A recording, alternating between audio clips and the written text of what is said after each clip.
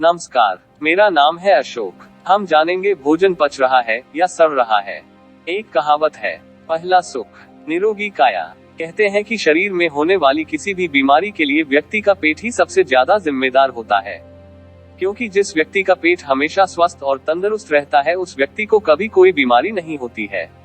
शरीर को स्वस्थ बनाए रखने के लिए पाचन तंत्र का सही होना बेहद जरूरी है। इसलिए यहाँ ये जानना बेहद जरूरी है कि खाना खाने के बाद वो आपके पेट में पच रहा है या फिर पेट में सड़ रहा है।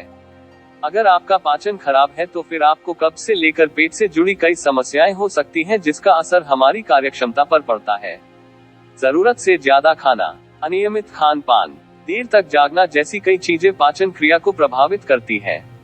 खाना खाने के बाद हमारे पेट में दो ही क्रिया होती है। पहली क्रिया को डाइजेशन कहा जाता है, जिससे खाना पचता है, और दूसरी फर्मेंटेशन की क्रिया, जिसका मतलब है पेट में खाने का सड़ना। मनुष्य मुख के द्वारा जब भोजन ग्रहण करता है, मुख में स्थित दांत भोजन के कणों को चबाते हैं, जिससे भोज्य पदार्थ छोटे छोटे कणों में विभक्त हो जाता है। लार ग्रंथियों से निकली लार भोजन में अच्छी तरह से मिल जाती है।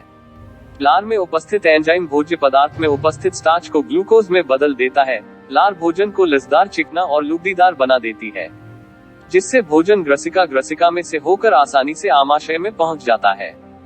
जब भोजन आमाशय में पहुंचता है तो वहां भोजन का मंथन होता है, जिससे भोजन छोटे छोटे कणों में टूट जाता है। भोजन में नमक का अम्ल मिलता है, जो माध्यम को अम्लीय बनाता है तथा भोजन को सड़ने से रोकता है। आयुर्वेद के अनुसार जब हम खाना खाते हैं तो वह अमाशय में जाता है, और खाते वक्त अमाशय में जो अग्नि प्रज्वलित होती है उसे जठराग्नि कहते हैं। यह मुख्य रूप से पेट और आंतों के बीच नाभि के आसपास रहती है। यह अग्नि अपनी गर्मी से बहुत जल्दी ही भोजन को पचा देती है। हम जो कुछ भी खाते हैं उसे यह अग्नि छोटे छोटे टुकड़ों में तोड़कर उन्हें शरीर के अनुरूप बना देती है। ये अग्नि खाना खाने से लेकर खाना पचने तक जलती रहती है। लेकिन कई लोग खाना खाते वक्त ढेर सारा पानी पी लेते हैं, और कई लोग तो खाते वक्त फ्रिज का ठंडा पानी पी लेते हैं। ऐसा करने से अमाशय में जलने वाली अग्नि बुझ जाती है, जिससे पाचन क्रिया में रुकावट आ जाती है। जब पेट में जठराग्नि जलेगी तो ही खाना पचेगा, और जब खाना पचेगा तो उससे रस बनेगा। भोजन के पचने से जो रस बनता है उससे शरीर में मांस, मज्जा, रक्त, वीर्य, हड्डियां, मलमूत्र और मेद का निर्माण होता है। अगर पेट की जठराग्नि बुझ गई है तो ऐसे में आपका भोजन पचने के बजाय सड़ने लगेगा, और जब भोजन पचने के बजाय सड़ने लगे तो इससे यूरिक एसिड, कोलेस्ट्रॉल और हार्ट अटैक से लेकर कई गंभीर बीमारियां शरीर में अपना घर बनाने लगती हैं।